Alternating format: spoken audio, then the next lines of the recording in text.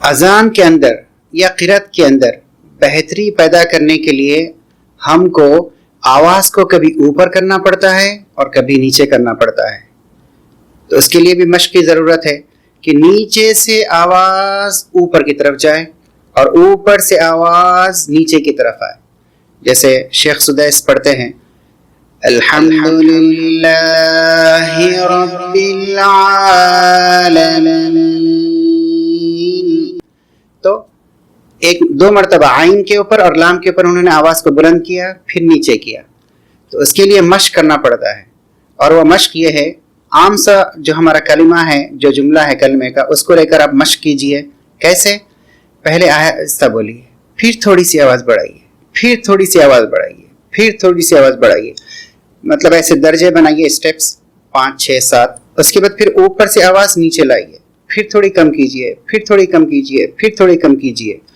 یہ آپ مشق کریں گے بار بار تو انشاءاللہ آپ کی آواز میں سندر پن اور بہترین اور خوبصورت آپ کی آواز بنے گی. تو میں اس کی مشق بتاتا ہوں.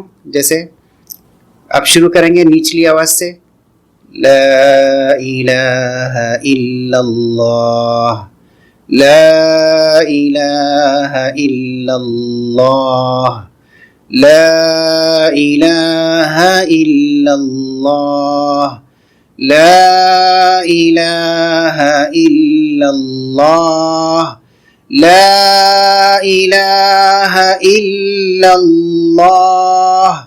ایسے اوپر جاتی جائیے جہاں تک کہ آپ کی آخری حد ہو, آواز کی آخری حد ہو.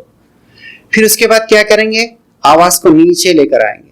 جیسے اوپر سے نیچے لا الہ الا اللہ لا الہ الا اللہ لا الہ الا اللہ لا الہ الا اللہ. اس طرح کریں گے انشاءاللہ تو امید ہے کہ آپ کی آواز میں نکھار پیدا ہوگا اور آپ کی اذان بھی خوبصورت ہو جائے گی.